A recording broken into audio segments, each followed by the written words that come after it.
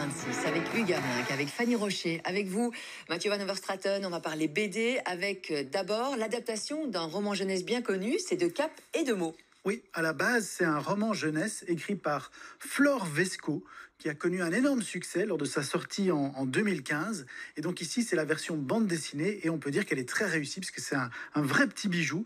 Cette BD, elle a été écrite en collaboration avec Flore Vesco elle-même, donc elle a participé à cette adaptation.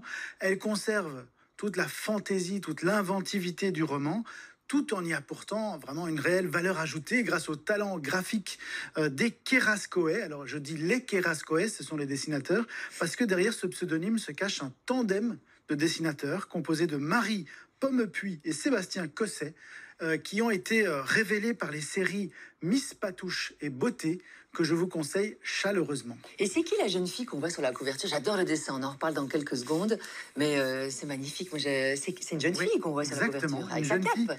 Une jeune fille qui s'appelle Serine. C'est une jeune fille qui déborde d'imagination, d'énergie. Elle se démène en fait chaque jour pour amuser ses 5 petits frères qui adorent tous cette grande sœur pleine de fantaisie. Alors, Serine, c'est une jeune comtesse. Son nom complet, attention, accrochez-vous, c'est Séraphine Marie-Geneviève Alexandrina de Notre-Dame Chancy Dujoux-Seligné Senestre les Castiches de l'Aube-Rivière Sillé l'Hostel de la Colline. Donc ça Vous en avez oublié un. Voilà, ça prend quand même un certain temps, mais en réalité, ce nom à rallonge n'est qu'une façade, parce que sa famille en fait est complètement désargentée. Ils ont vraiment du mal à joindre les deux bouts, et ils habitent dans un vieux manoir poussiéreux. Alors Serine, elle rêve d'un autre destin.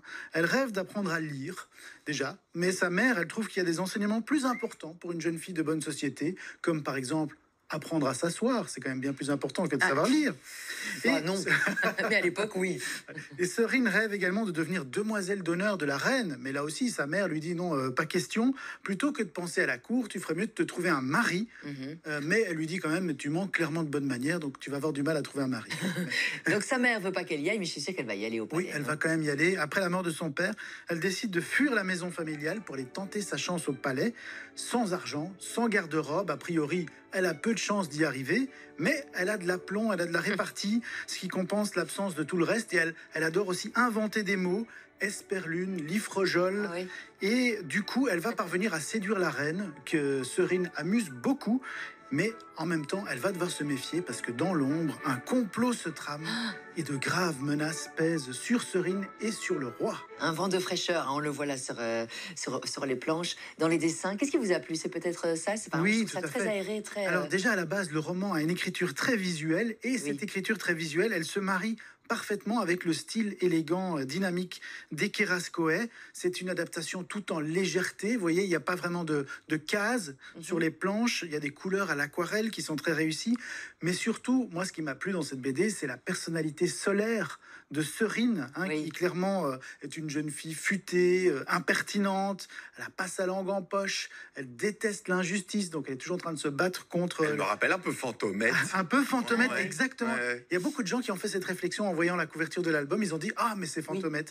Et effectivement, elle a ce côté aussi fantaisie et en même temps à lutter contre les inégalités. Donc elle est irrésistible. Oui, là, elle fait des glissades avec la reine, la cour, etc. Et tout le monde commence à faire des glissades. On le voit pas.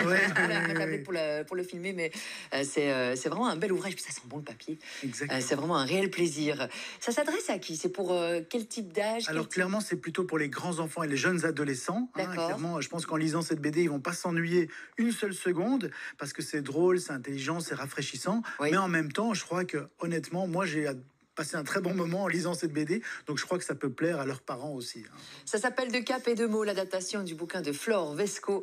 C'est aux éditions d'Argo. Merci beaucoup Mathieu. Tout à l'heure, une autre BD, autre style, en direction de la montagne. Exactement, on va dans le Vercors avec La Dernière Reine. Et les 2 BD sont là à remporter tout de suite. Mettez-la devant votre visage, comme ça on la voit bien Mathieu. Regardez, l'un comme l'autre, l'une comme l'autre sont à remporter là tout de suite par SMS. On joue, c'est le 6003. Démarrez votre message par jouant. Non, près d'un cornet complet adresse mail et peut-être qu'on s'entend juste après les infos qui arrivent maintenant. Il est 6h30.